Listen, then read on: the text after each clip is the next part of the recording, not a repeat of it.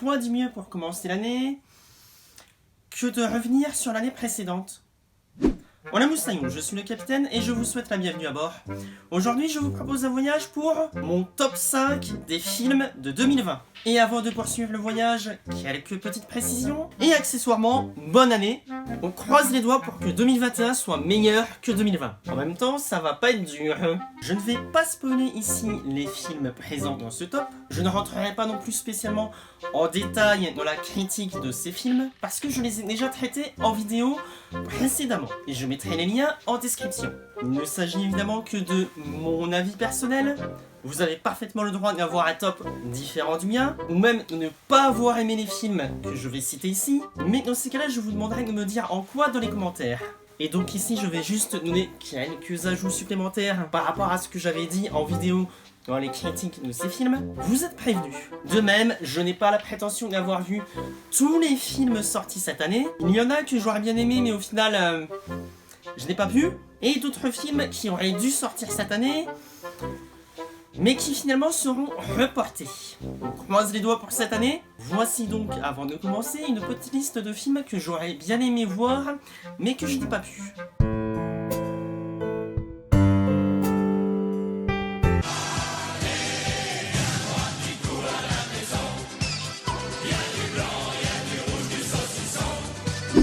Ceci étant, on est parti. Numéro 5. Les filles du Dr March.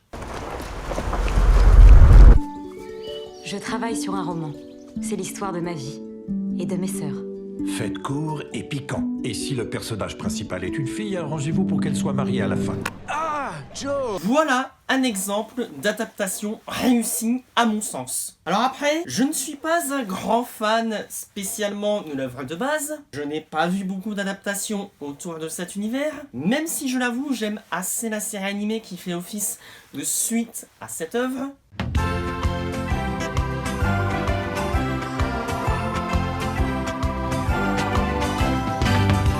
Et qui ne nécessite pas spécialement de connaissances sur l'œuvre d'origine. De même, ce film n'a également pas besoin d'avoir une connaissance encyclopédique sur le livre de base pour pouvoir être apprécié à sa juste valeur. Preuve en est, encore une fois, si je devais me risquer à un pronostic d'Oscar, je verrais bien l'Oscar de la meilleure actrice, ainsi que de l'Oscar de la mise en scène. Mais ce n'est que mon avis personnel, encore une fois. On verra ce qu'il en est cette année. Voici Meg, Amy, Beth et Joe. Je compte bien réussir par moi-même. Personne ne réussit jamais seul, surtout pas une femme. Tu dois faire un bon mariage. Next.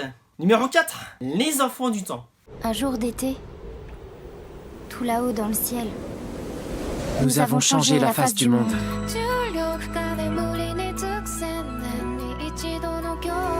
Oui, il fallait bien à un moment donné un film d'animation en 2D parce que je préfère la 2D à la 3D, notamment parce qu'on n'a pas le côté effets spéciaux qu'un film live action peut avoir. Pour vous dire, cela faisait très longtemps qu'une simple explosion de camion ne m'avait pas fait autant frissonner. Et cela faisait aussi très longtemps que je n'avais pas été aussi impressionné que par de simples gouttes d'eau. Bien sûr, le reste est aussi magnifique, que ce soit le scénario, mais aussi le développement de personnages, mais surtout les émotions que le film apporte. Pour instituer le film, il a été réalisé par celui qui avait fait précédemment Your Name, s'il ne vous fallait qu'un seul argument. Et ce dernier est, à l'heure où je prépare ce voyage, encore disponible sur Netflix. Au cas où vous ne l'avez pas vu, à noter aussi que pour moi, Les Enfants du Temps surpassent Your Name. Et c'est, à titre personnel, ce que j'attends d'un nouveau film d'un réalisateur que j'aime bien. N'est-ce pas, Soul?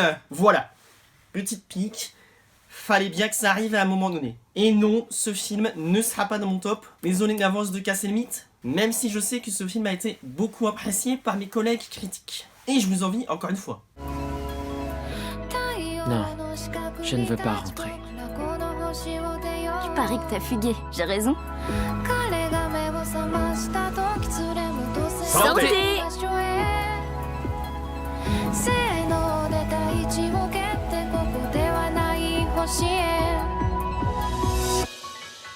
Next. Numéro 3. Dreams. T'as bien dormi, Emma? Oui, papa. Pas si vite, Coco.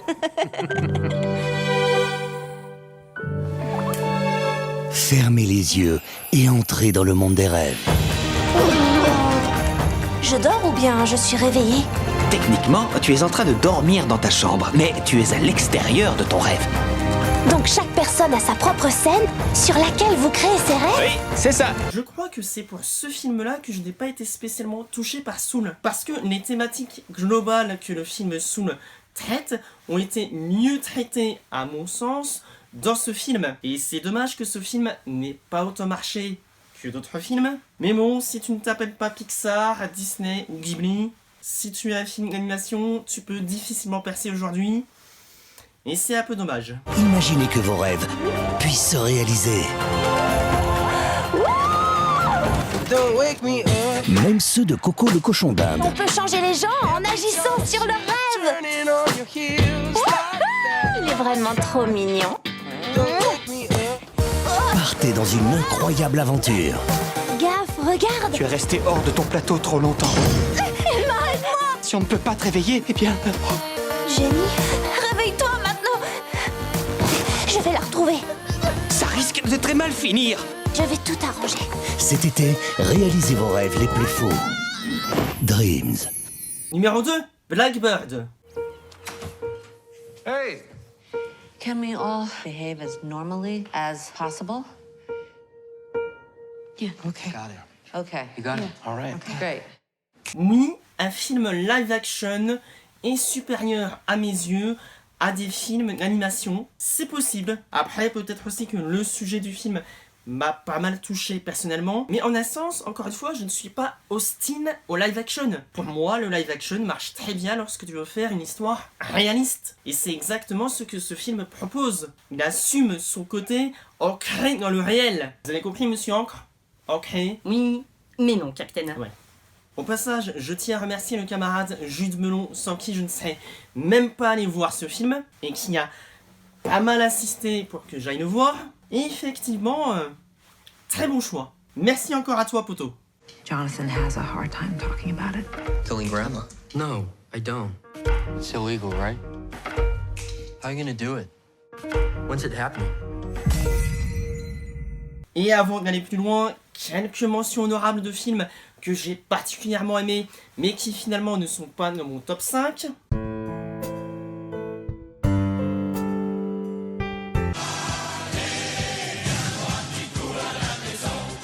Et enfin, celui que vous attendez tous, le numéro 1, Lupin 3, The First.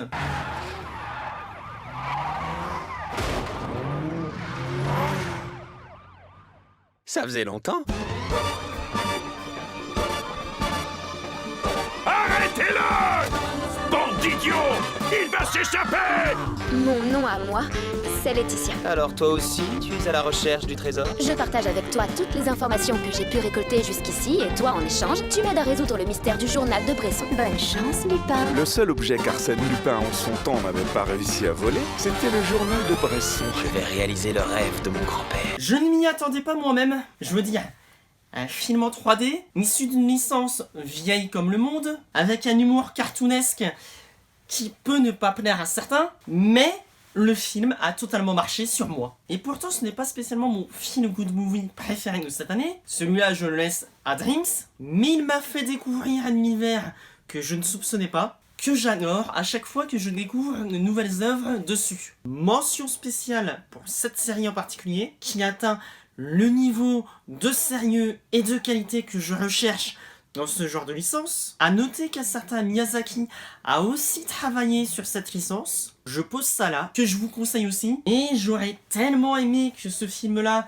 soit en 2D, parce que à force de vouloir faire trop de réalisme, il y a certaines petites choses qui peuvent gêner dedans. D'ailleurs, le film de Miyazaki a réussi mieux à ce niveau-là, en partie grâce à la 2D, ainsi qu'à une meilleure gestion de l'ambiance et des enjeux. Mais, encore une fois, il a fait office de découverte et a réussi autant à me faire rire qu'à m'émouvoir. Ce film est vraiment un bel hommage aux années 80, aux animés des années 80 pour être plus précis, et je crois que j'avais besoin de ce film à ce moment-là pour me sentir mieux. Et c'est pour ça, à titre personnel, que je considère ce film comme étant mon film préféré de l'année 2020. Lupin, qu'est-ce qui se passe? Avec l'éclipse, ils vont bouleverser l'équilibre du monde. Il y a 5 lettres autour de la serrure.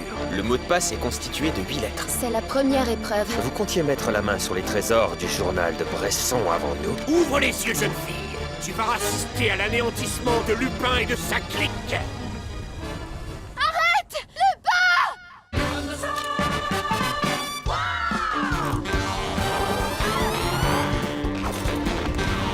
Je suis désolée, Lupin. Et merci d'être venu! À nous.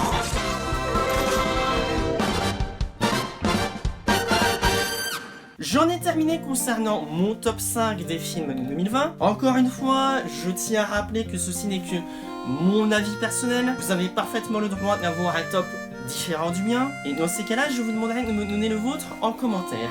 N'hésitez pas aussi à me donner une liste de films que je rattraperai à l'occasion, que je n'ai pas pu voir en 2020. Je le ferai avec plaisir. Bref, c'était le capitaine qui vous parlait depuis sa cabine et qui vous dit à bientôt pour une nouvelle traversée.